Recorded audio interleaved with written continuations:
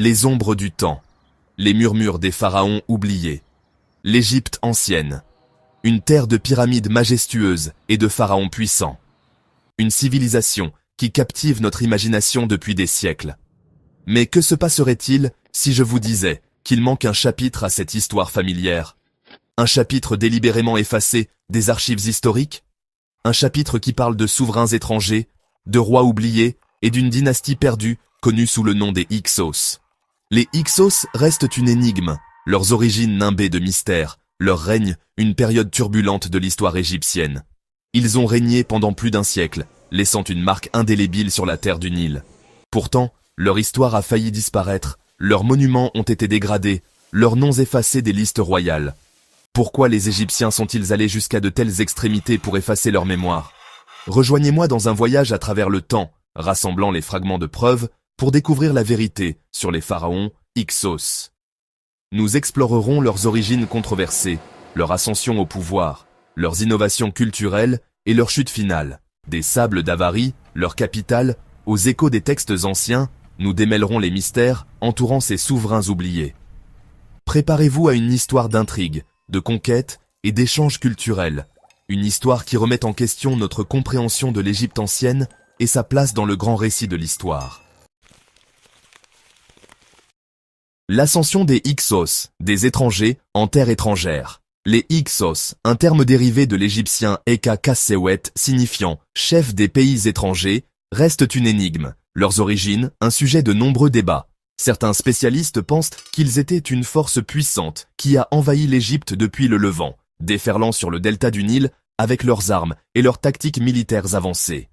D'autres proposent un récit plus nuancé, suggérant une infiltration progressive de populations du Proche-Orient dans la société égyptienne, gagnant lentement en influence et en pouvoir au fil des générations. Ces immigrants, peut-être des commerçants ou des mercenaires, ont apporté avec eux leur propre culture, leurs croyances et leurs innovations, modifiant peu à peu le tissu de la société égyptienne. Quelles que soient leurs origines, les Hyksos se sont imposés comme une force formidable dans le delta du Nil. Ils ont fondé leur capitale à Avaris, une ville stratégique située dans l'est du delta, idéalement placée pour contrôler les routes commerciales et accumuler des richesses. D'Avaris, ils ont étendu leur influence vers le sud, prenant finalement le contrôle d'une grande partie de la Basse et de la Moyenne Égypte, inaugurant ce que l'on appelle la deuxième période intermédiaire, une époque de fragmentation politique et de bouleversement dans l'histoire égyptienne. Le règne des Hyksos, innovation et assimilation. Le règne des Hyksos en Égypte n'a pas été simplement une période de domination étrangère. Tout en conservant leur identité culturelle distincte, ils ont également adopté des aspects de la culture égyptienne, témoignant de leur adaptabilité et de leur sens politique. Ils ont adopté des titres égyptiens, vénéré des divinités égyptiennes, et même incorporé des motifs égyptiens dans leur art et leur architecture. Cependant, ils ont également introduit des innovations significatives en Égypte, notamment dans le domaine militaire. On attribue aux Hyksos l'introduction du char de guerre tiré par des chevaux, une technologie militaire révolutionnaire qui leur a donné un avantage décisif sur le champ de bataille.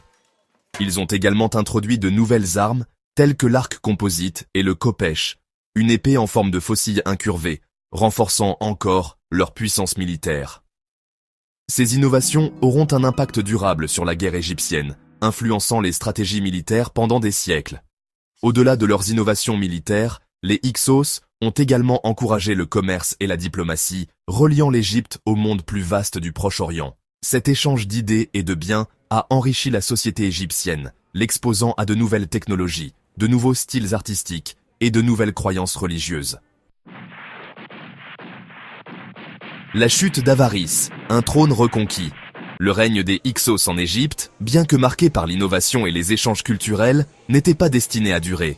Les souverains de Thèbes, une ville puissante de Haute-Égypte, étaient de plus en plus irrités par le règne des Hyksos, les considérant comme des étrangers illégitimes qui avaient usurpé le trône des pharaons. Un jeune prince de Thèbes, Ahmosis Ier, allait devenir le catalyseur de la chute des Hyksos.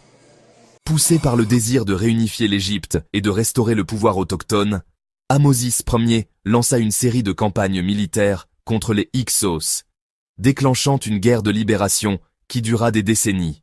Le conflit culmina avec le siège d'Avaris, la capitale des Hyksos.